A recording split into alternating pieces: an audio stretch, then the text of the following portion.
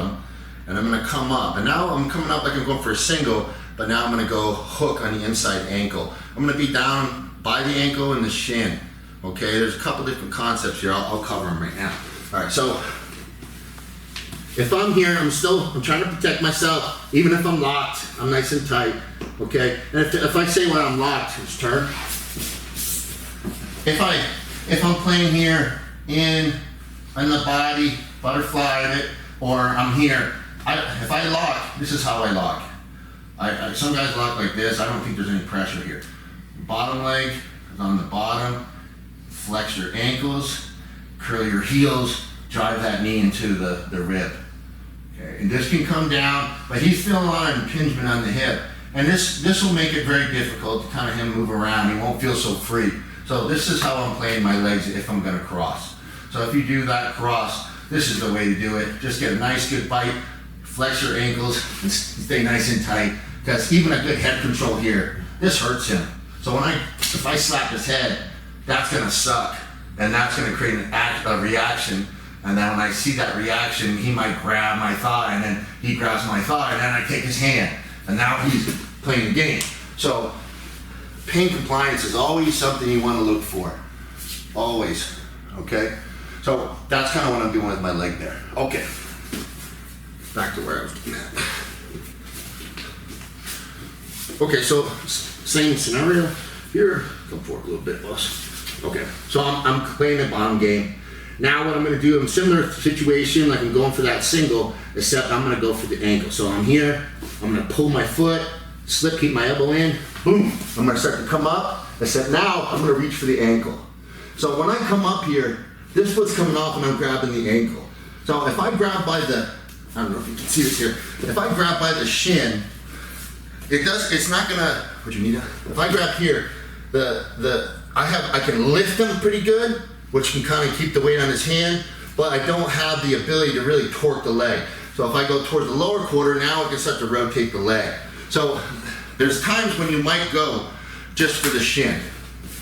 And some of those times would be if I'm just trying to if I wanted to horse him onto his hand. So if I had this post and I horse him on his hand, I can kind of knock a guy down. Okay? So if I came up and I had a good post of this hand, and then he's letting me work, and now I create some space, and I catapult myself in, I grab towards that shin, he still can try to bring me up with the overhook. I'm still vulnerable here. He's still in the fight, but I get my head protected, and I have the shin. He can move around, but what I can do now is I can start to load him towards the post. So I start to come forward, and I load him towards the post. If he turns over like that, he's leaving himself very vulnerable. And vulnerable, I would just step over here, return, and he sees where he's going there. Okay? We'll get into that in another scenario. But, so that's one of the reasons why I go to the shin. The hoss him, just to get the weight off me. Because sometimes things are gonna be slippery, you just gotta get off the bottom. You've gotta create a scramble. That's a good way to do it. If he hunts the guillotine, you're all set to hit your double. So, your hand's right here. So if I screw up and he dies from my head in the guillotine here, and he dumps, I'm already got him blocked. I'm already got him blocked. If you're at the waist, and you're running him down and he goes guillotine on you, you could get caught. Your hand's too high.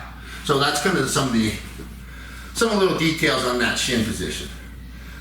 Majority of the time, I'm going to the lower ankle, the ankle position, towards the end of the lock. And part of that reason is because I want to lift it. If I lift this ankle, I'm encouraging weight to go forward. If I encourage weight to go forward, the hands go to the mat. If the hands are on the mat, they're not fighting me. So that means I can outgrip them. So that's part of the concept with the ankle. If my head's here, and I'm worried about him grabbing, and I start to turn this leg, he's got to go with the rudder. So if you're ever like, oh, I get up, I'm a terrible at get-ups, the ankle might save your tail. Because here he's got to go where I steer this. So it's going to protect my neck, and it's going to force him, if he wants to defend this, he's got to bail. And if he bails, I'm up. Or I can chase him. So that's kind of the generality with that control of the rudder, I call it, just the ankle position. So now I'm gonna turn this into probably one of my top techniques from this position. I'm coming in and I'm gonna go for the lower core of the ankle, all right? So when I come up, I'm gonna use my leg to come up and then I'm gonna step my leg out. I don't, for this technique, I'm not gonna keep my leg stuck in half guard. I'm gonna take it and release it for this technique. So I'll start with it in, stay balled, I'm protecting myself, really working, controlling the head, playing the game, and I sling myself forward, okay? Sling myself forward, boom. When I come in, I'm looking for the single, and then I switch to the ankle lock. Now from the ankle, what I'm gonna do now is I'm gonna pick it up and bring his heel to his butt. As I do that, I'm gonna pull his heel to my hip as I drag my bottom leg out. And I'm gonna shelf it. His foot is here. It's on my hip. Now what can happen, go back.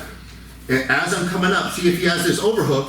Once I shelf this, if he still has this overhook and he doesn't want to bail this, I'm just gonna Guitar Hero, big old swing out. Okay? Let's turn this way. So you can see his foot is shelved. Nice big hole right here. Hands on the mat. This is good for me. Very, very, very good. So this is exposed. Now what my other hand's gonna do, I'm gonna go to a thigh pry position. Thigh pry, I'm going inside the thigh. In fact, in real life, I'll play on double thigh pries, or I might be going for, or coming up for like a half or something. Now, from this position, this leg is gonna throw a hook in, but I'm gonna keep this foot here. I'm not gonna let this come out. I'm just throwing one hook in, or what I call a bent bone arrow, okay? This leg's gonna come through, and I'm gonna figure four my legs as I throw my hip forward and thigh pry him flat on his belly. So this is a combination of motions. So I'm here, I'm gonna throw this hook in, and you're gonna feel my weight. Hook comes in, weight comes through. Now, I have a good bite. I don't know if you can rotate your butt. I got a figure four lock. I don't have anything in there, but trust me, there's a lot of pressure at the kneecap when I really go to drive this. When I'll go to do this, I'm gonna throw my hips forward, I'm gonna arch my back. So just this alone right now, he's tapping. The knee will separate over time. You just gotta create a lot of pressure. Now with my upper body, I'm not gonna sit here and just hover above him. I'm gonna be me. Okay, I'm gonna crank him. Scoot back a little. There you go, that's perfect. All right, so